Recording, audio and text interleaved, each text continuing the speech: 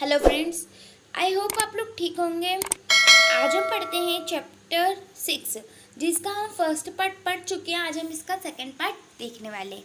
Okay, तो देखते हैं हमारा फर्स्ट क्वेश्चन कि वो किस प्रकार से है।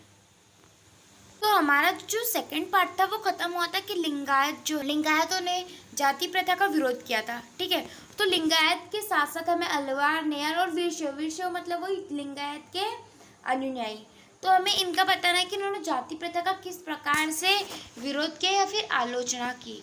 तो हम देखते हैं हमारा आंसर। तो क्या है, अलवार नेयर संतों ने जाति प्रथा को ब्राह्मणों के प्रभुत्व के विरुद्ध आवाज उठाई है। मतलब इन्होंने क्या किया, ब्राह्मणों की जो जाति व्यवस्था थी उसके खिलाफ क्या उठाई है, आवाज उठाई है। ठीक है, इन संतों में कुछ तो ब्राह्मण थे। अब इन्होंने जो आवाज उठाई इसमें कौन कौन से लोग सम्मिलित थे, तो इसमें कोई ब्राह्मण थे, कोई शिल्पकार थे, कोई किसान थे और कोई तो उन जाति से आए थे जिन्हें अस्पृश्य माना जाता था। अस्पृश्य मतलब ऐसे लोग जिन्हें छूना भी पाप समझते थे। ठीक है, ये लोग क्या थे, इसमें सम्मिलित थे। उसके बाद अलवार और नेयार संतों का जो वेद है, इन्होंने एक वेद की रचना की है जो कि तमिल भाषा में की है। और कई बार ऑब्जेक्टिव में पूछते हैं कि इनका कौन सा ग्रंथ है, तो वो कौन सा है, नीलिरा द्वीप प्रबंधन। ठीक है, ये जो ग्रंथ है किस भाषा में लिखा गया है, तमिल भाषा में लिखा गया है। ठीक है, और इसे किससे भी ज़्यादा महत्व दिया गया है, संस्कृत के जो वेद है 4, इनसे भी क्या बताया गया है, इनसे भी इसे ऊंचा बताया गया, मतलब इसके समान ही बताया गया है। उसके बाद इन्होंने जो पुनर्जन्म के सिद्धांत है उसको मानने से भी क्या किया, इनकार किया। मतलब जैसे कि ब्राह्मण बोलते हैं कि पुनर्जन्म पे विश्वास करो, वैसे इन्होंने क्या किया, इस प्रणाली को मानने से इनकार कर दिया। ओके, ब्राह्मणों ने जिन्हें अस्वीकार मतलब जिन्हें इन्हें नहीं, इन्होंने गलत बताया, तो वीरशैव जो है इन्होंने क्या बताया, उन्हें सही बताया। किसे, जैसे कि वयस्क विवाह, ये ब्राह्मण क्या बोलते हैं कि बाल विवाह करना चाहिए, तो इन्होंने क्या बताया, इन्हें बाल विवाह को गलत बताया है। जबकि इन्होंने किसका समर्थन किया है, इसमें वयस्क यानी बड़ों को विवाह करने का बोला है। उसके बाद ब्राह्मण जो है वो विधवा विवाह को भी गलत बताते, जबकि वीरशैव ने क्या बताया, इन्हें सही बताया। ओके, तो ये बहुत सारी चीजें हैं जिसने इन्होंने क्या करी, इनके खिलाफ आवाज उठाई है। और ब्राह्मणों ने जिन भी वर्ग के संग या फिर जिन समुदाय के संग भेदभाव किया है या फिर गलत किया है, वो किसके संग मिल गए, वो वीरशैव के संग मिल गए या फिर उनके अनुयायी हो गए। और वीरशैव ने किस भाषा को त्याग दिया, संस्कृत भाषा को त्याग कर इन्होंने किस भाषा का प्रयोग किया, तो कन्नड़ भाषा का प्रयोग किया। यहाँ से भी ऑब्जेक्टिव आ सकता है कि वीरशैव की कौन सी भाषा है, तो ये कन्नड़ भाषा है का प्रयोग करते हैं। ठीक, ओके। अब हमें बेसरिया व बसरिया सूफी परंपरा के बीच एक रूपता मतलब समानता और अंतर मतलब डिफरेंट। ठीक है, हमें ये दोनों बताना है। तो पहले तो देखते हैं कि सरिया क्या है, बेसरिया व बासरिया तो बाद में देखेंगे, पहले देखेंगे सरिया क्या है। तो सरिया क्या है, मैंने अभी बताया था कि सरिया मुसलमानों को निर्देशित करने वाला क्या है, कानून है। ओके, मतलब बासरिया व बेसरिया क्या है, तो जो लोग इसका पालन करते हैं मतलब जो सरिया के कानूनों को मानते हैं वो क्या कहलाते हैं, वो बासरिया कहलाते हैं। और जो लोग नहीं मानते वो क्या कहलाते हैं, बेसरिया कहलाते हैं। इसमें कंफ्यूज नहीं होना कि बासरिया क्या कहलाता है, बेसरिया क्या कहलाता है। अब बासरिया तो क्या है, जो पालन करते हैं, और बेसरिया मतलब वो लोग जो कि क्या करते हैं, इसका पालन नहीं करते। ओके, जैसे कि बे से हम कर सकते हैं बेपरवाह मतलब किसी चीज़ की परवाह नहीं। तो इससे हम क्या याद रख सकते हैं कि बेपरवाह मतलब ऐसे लोग जो कि इसका पालन नहीं करते। ओके, और बासरिया मतलब इसका पालन करने वाले। तो हमें कंफ्यूज नहीं होना। तो अब इनमें हमें समानता बताना है कि इन दोनों में क्या समानता है। तो ये दोनों में क्या समानता है, बेसरिया व बासरिया दोनों ही इस्लाम धर्म से संबंधित है, मतलब ये दोनों ही एक ही धर्म के, और वो धर्म क्या है, इस्लाम। ठीक, दूसरा है दोनों ही एक ईश्वर में विश्वास रखते हैं, मतलब दोनों ही किसे मानते हैं, ओनली अल्लाह को मानते हैं। ठीक, एक ईश्वर को मानते हैं मतलब अल्लाह को। तीसरा पॉइंट है दोनों ही अल्लाह को संपूर्ण आत्मसमर्पण पर बल देते हैं, मतलब ये सब कुछ समर्पण किसको करते हैं, अल्लाह को करने पर क्या देते हैं, बल देते हैं। चौथा है इनकी एक रूपता इस बात में भी थी कि दोनों सूफी आंदोलन में थे, जो सूफी आंदोलन था उसमें भी दोनों क्या थे, सम्मिलित थे। अब अंतर बताते हैं, अंतर क्या बताते हैं, बासरिया सूफी संत खानागृह में रहते हैं। खानागृह मतलब वो धर्मशाला वगैरह आश्रम, ठीक है, आश्रम होता है उसे बोलते हैं खानागृह, वहाँ पर रहते हैं। ठीक, उसके बाद जबकि जो बेसरिया होते हैं ये कहाँ पर रहते हैं, ये खानागृह में नहीं रहते, ये क्या होते हैं, फकीर होते हैं और फकीरों वाली जिंदगी व्यतीत करते हैं।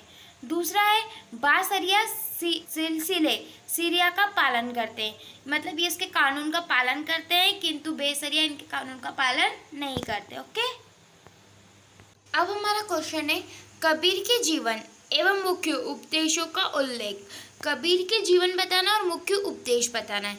तो कबीर के जीवन क्या है, जीवन के बारे में बताना है तो क्या लिखेंगे, इस विषय में विद्वानों का मत है कि कबीर जन्म हिंदू थे, मतलब कबीर का जो जन्म हुआ था वो कहाँ पर हुआ था, हिंदू परिवार में हुआ था।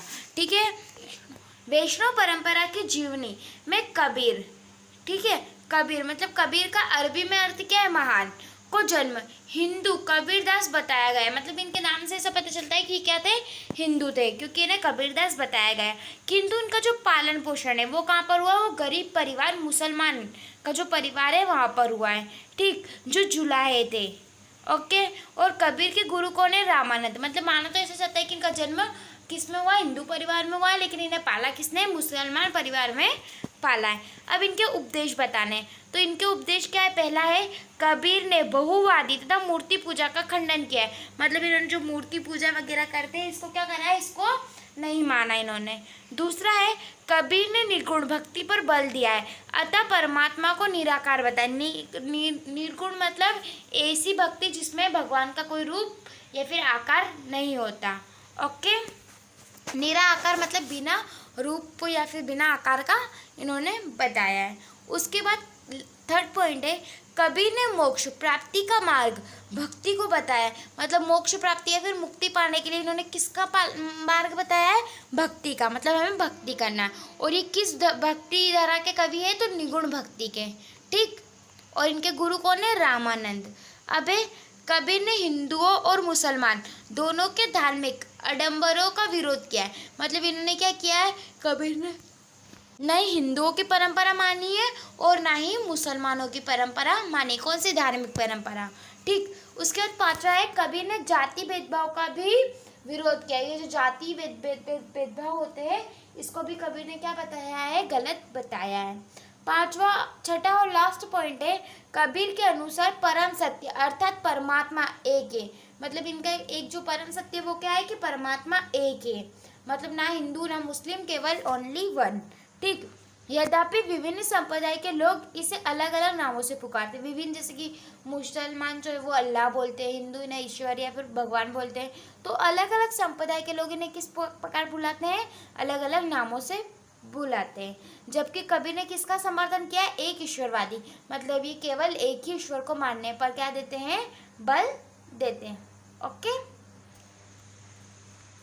अब हमारा क्वेश्चन है चिश्ती सिलसिले के विषय में संक्षिप्त में लिख दिया। अभी चिश्ती सिलसिला जो है हमें इसके बारे में बताना है।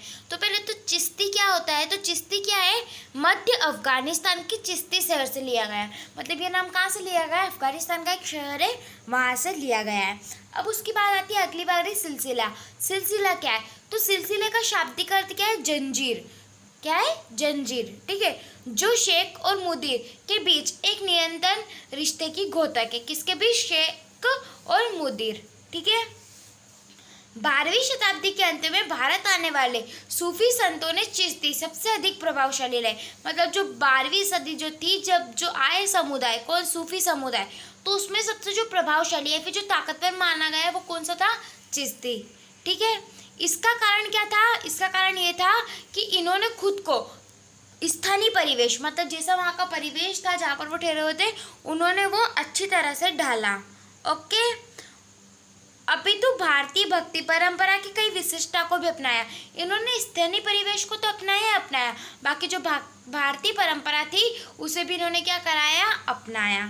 ओके, और ये चिश्ती सिलसिला थे, इसके प्रमुख उपदेशक थे। अब मैंने बताया था कि चार, वो जो चौथे जो थे, क्या नाम है उनका, शेख निज़ामुद्दीन औलिया, इसके पहले 3 थे और मैंने बताया था मैं इनके नाम बताऊंगी। तो पहला क्या है, शेख मुईउद्दीन चिश्ती, ख्वास कुतुबुद्दीन, चौथा है शेख करी दूबीन और पांचवा है शेख निज़ामुद्दीन औलिया।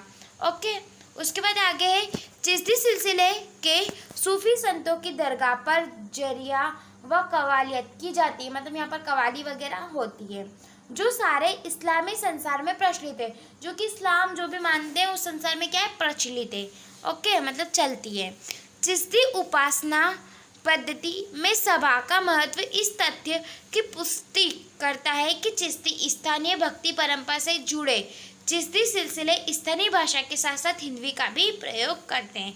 मतलब क्या है कि ये जो चिश्ती सिलसिले के जो लोग हैं ये स्थानीय भाषा, मतलब जहाँ पर ये रहते हैं वहाँ की भाषा के अलावा ये किसका प्रयोग करते हैं, हिंदी का भी प्रयोग करते हैं। तो आपको समझ में आ गया होगा कि चिश्ती और सिलसिला क्या है। ओके, हमारा जो चैप्टर था 6 वो यहीं ख़त्म होता है। अब हम पढ़ेंगे अगला चैप्टर नेक्स्ट वीडियो में। Thanks for watching this video.